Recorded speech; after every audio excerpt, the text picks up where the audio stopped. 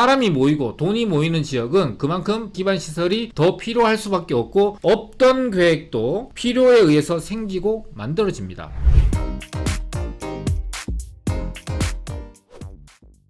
안녕하세요. 대부권의 권기환입니다.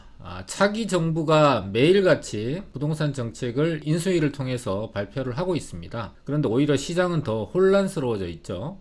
재건축 규제를 풀어준다 그랬다가 가격이 오르니까 차근차근 장기적으로 한다, 단계적으로 한다라고 얘기하고 있고, 대출 규제가 DSR이 문제라고 생각을 했는데 오히려 당연히 생각했던 LTV도 해줄지 말지를 고민하고 있고, 또 임대사업자를 활성화시키겠다고 하는데 임대사업자에서 또 아파트를 뺀다는 얘기가 나오고 있어요. 그리고 5월 11일 날부터 다주택자에 대한 양도세 중과를 배제시켜 준다고 하는데, 매도와 매수를 고민하고 계획을 하고 계신 분들 입장에서는 사고 팔아야 되는지를 고민할 수밖에 없는 상황이죠. 그래서 오늘은 부동산 정책의 방향이 어떻게 바뀌게 될지도 한번 예측을 해보고요. 정책이 변하더라도 이 변하지 않는 가치에 투자를 했을 때 제대로 선택할 수 있는데 도움이 될 수 있는 얘기를 같이 나눠보도록 하겠습니다.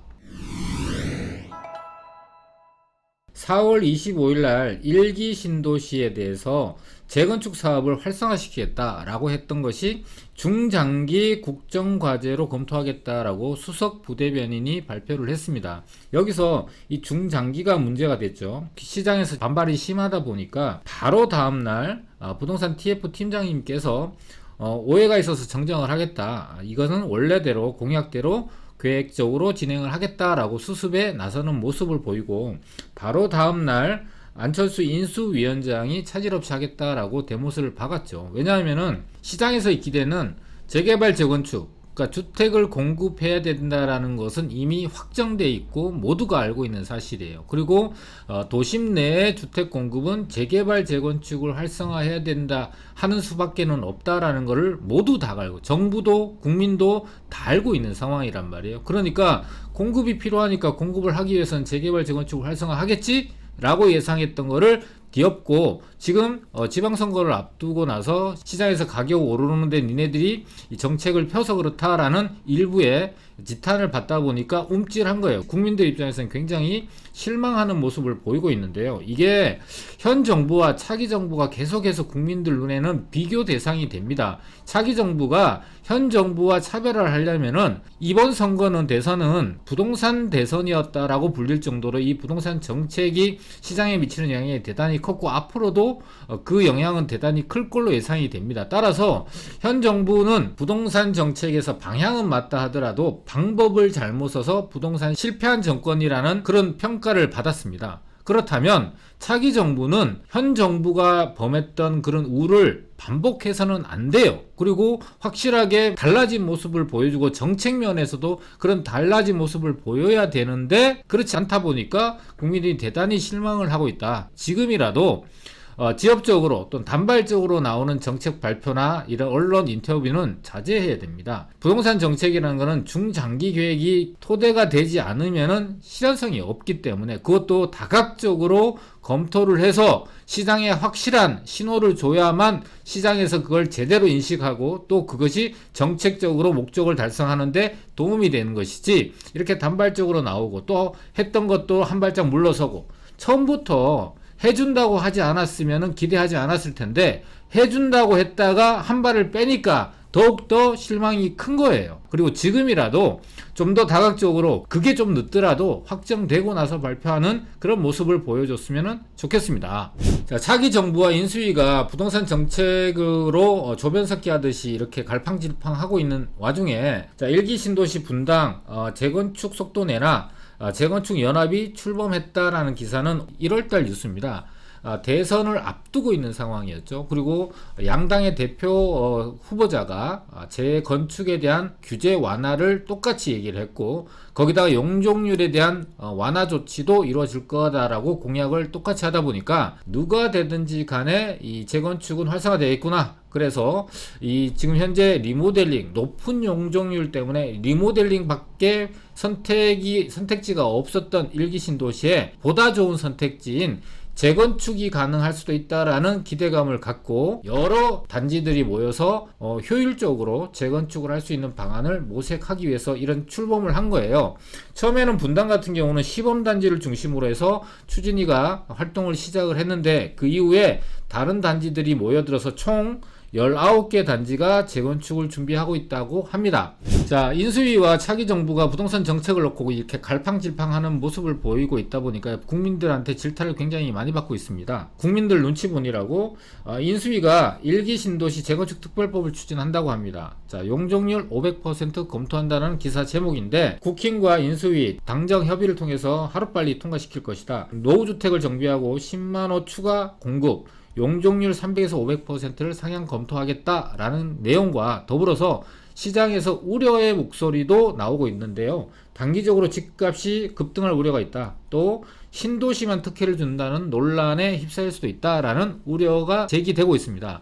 자, 그런데 수도권이든 서울이든 공급을 하기 위해서는 재개발 재건축을 해야 될 거 아니에요. 도심 내의 주택 공급은 재개발 재건축 방법밖에는 없다라는 것은 이미 정부도 국민도 모두 다 알고 있는 사실이에요. 가격이 술렁일 수밖에는 없어요. 자, 이거는 강을 건너야 되는데 강을 건널 사람이 물 달 한 방울도 젖지 않으려고 하고 있는 모습을 보이고 있는 건데 이 한 번의 강을 건너려면은 적어도 물에 젖을 각오와 배짱은 있어야 되지 않겠습니까? 그래서 일관성 있게 장기적으로 꾸준한 공급을 계획하셔서 시장에 확실한 시그널을 주셔야 된다는 거 꼭 기억하시고 단기적으로 급등, 단기적이에요. 중장기적으로 집값이 안정되려면 공급은 반드시 필요합니다. 심사숙고해서 정책을 내놓으시고 그걸 뚝심 있게 또 진행을 하셔야 된다는 거. 그리고 1기 신도시의 특혜 논란, 이거는 물론 있을 수 있습니다. 1기 신도시 분들은 대단히 좋아하겠지만은 이 정책이 실현이 된다면, 그런데 타 지역에 있는 분들 같은 경우는 당연히 또 상대적으로 불이익을 받고 있다라고 인식할 수 있습니다. 자, 1기 신도시 특별법이 다른 지역에 비슷한 요건을 갖고 있는 지역으로 확산될 가능성이 대단히 높다. 그렇게 인식을 하셔야 돼요. 왜냐하면 한꺼번에 해줄 수 없어요. 모든 정책이 1기 신도시 해주는데 서울 시내도 해주고 또 서울 시내뿐만 아니라 지방도시까지 다 해줘버리면은 온 나라가 부동산 때문에 또다시 홍역에 쌓이게 될 수밖에 없기 때문에 1기 신도시를 먼저 해주고 타 지역들도 이렇게 순차적으로 영향을 주고 또 정책이 실현될 수밖에 없기 때문에 1기 신도시가 잘 되면 다음도 확실하게 가능성도 높아진다, 이렇게 인식하면 좋을 것 같고, 진행이 안 되면 다음도 없다라는 걸 기억하실 필요가 있어요. 자, 1기 신도시 같은 경우는 지역별로 평균 용적률이 다릅니다. 일산 같은 경우는 169, 그 다음에 평촌 같은 경우는 204, 분당 같은 경우는 184, 그 다음에 삼봉 같은 경우는 205, 중동 같은 경우는 226%의 용적률을 보이고 있습니다. 따라서 1기 신도시가 주거지역은 300% 용적률, 그 다음에 역세권은 500%의 용적률로 하겠다라고 하고 있는데, 문제는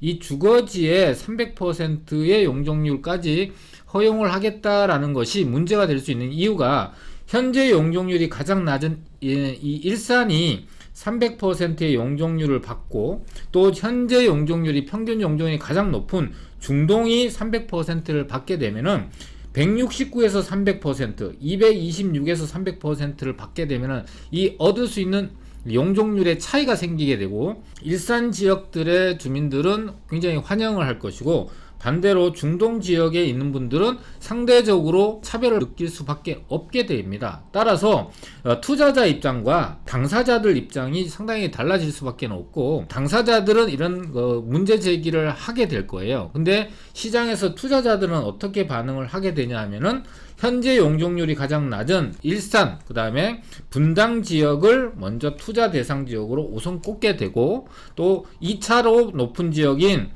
이 평촌과 3번 지역을 2순위 지역으로, 또 3순위로 중동 지역을 보게 되겠죠. 물론 이제 투자 금액의 차이가 있다 보니까 1순위 지역 중에서는 상대적으로 적은 자본이 든 일산, 그 다음에 이 평촌과 3번 중에서는 3번 지역들이 상대적으로 작은 자본이 들어가다 보니까 투자자들이 더 많이 몰릴 걸로 예상이 되고, 이 수요자들이 많이 몰리게 되면은 상승률 자체도 훨씬 더 높게 나타나게 됩니다.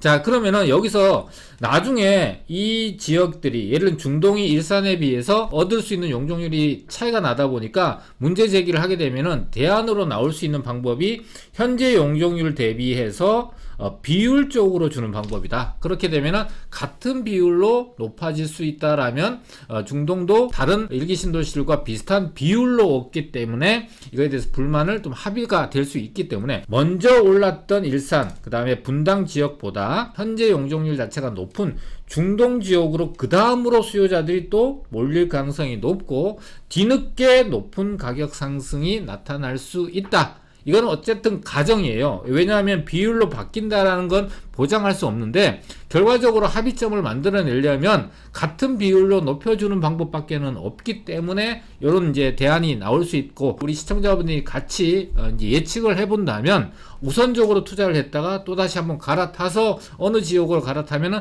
2차적으로 내가 좀 더 높은 수익을 얻을 수 있는지를 계획할 때 좀 도움이 되지 않을까 생각을 해봤습니다. 다음은 이 주택임대사업자에 대한 얘기인데요. 자, 집값 자극할라 인수위 아파트 임대사업 폐지 가닥이라고 기사 제목이 떠서 또 시장이 와글와글 시끄럽습니다. 처음에 주지를 말든가 아파트를 하겠다고 했다가 또 안 하겠다고 하니까 줬다 뺐으니까 더 뚜껑이 열려서 킹받을 수밖에 없는 상황이라는 것이죠.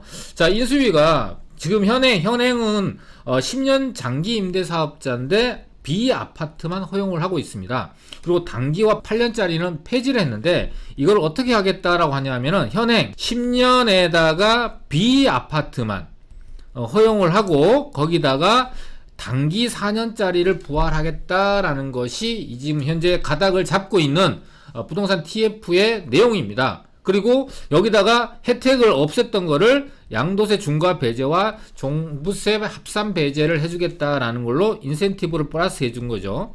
자, 이렇게 바뀌게 되면은 문제가 뭐냐 하면은 자, 아파트가 문제가 돼요. 자, 그것도 뭐 60제곱미터 이하의 소형 아파트들은 허용하겠다 라고 했다가 이제는 불가해주겠다 안되겠다 라고 해주니까 줬다 뺏는 상황이 되니까 뚜껑이 열리고 또 이 아파트 같은 경우 소형 아파트 같은 경우는 문제가 뭐냐면 시장에 임대 물건을 공급하기 위해서 이 주택 활성화를 하는 거예요. 자, 그러면은 공급이 가장 큰 목적이잖아요.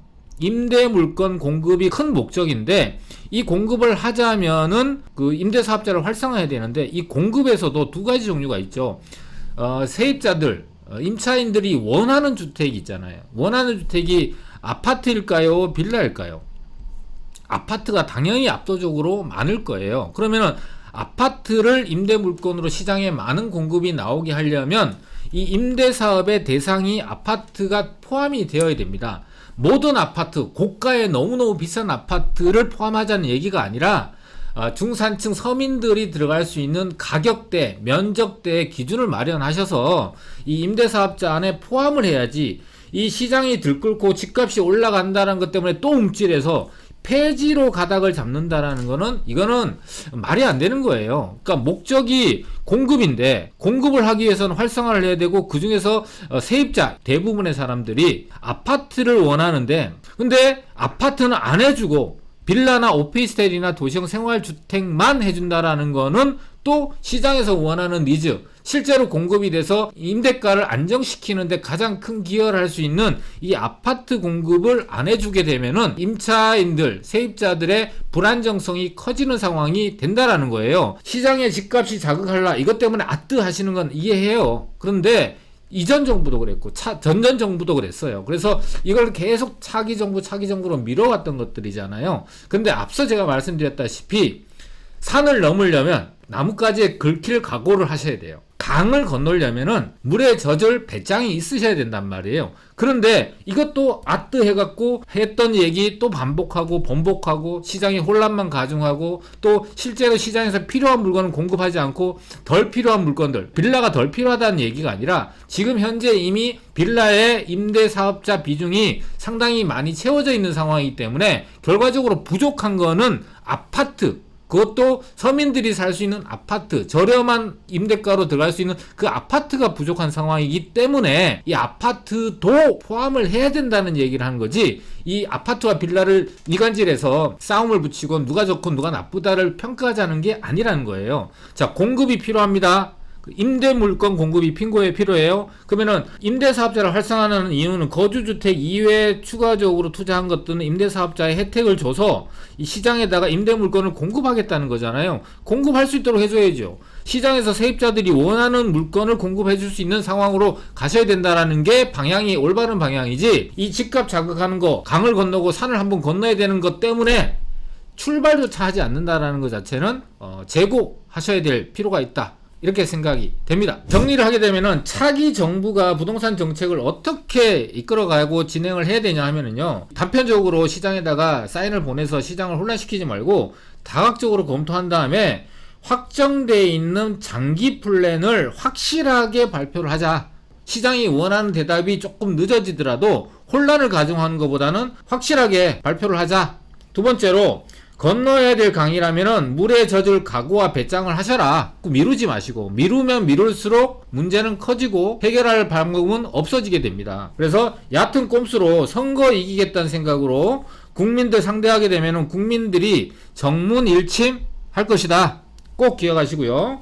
자, 주택 공급이 집값을 잡을 수 있다라는 것은 검증된 사실입니다. 따라서 꾸준하게 공급 계획을 시장은 필요로 한다라는 거 우리 정부가 꼭 인식하시기 바라겠고, 자, 우리 시청자분들과 구독자분들이 취해야 될 관점이 굉장히 중요합니다. 자, 첫 번째, 정권과 경기 변동 그리고 정책은요, 아침 저녁이 다르게 조변 섞기 하듯이 변하지만 변하지 않는 가치는 입지 가치가 변하지 않는 가치입니다. 따라서 정권과 정책에 너무 일희일비하지 마시고요, 정책에 앞서가는 투자와 관점을 가지실 필요가 있다. 앞서간다라는 것은 변하는 거에 기준을 두지 마시고 변하지 않는 것에다 기준을 두고 투자를 하시게 되면 그 입지 가치는 반드시 우리 시청자분들한테 보답을 하게 돼 있습니다.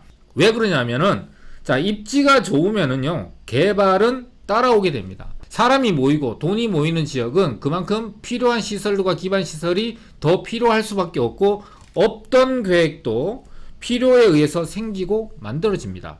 꼭 기억하시고요. 그리고 싸고 좋은 것은 세상에 없다. 이거 맞죠?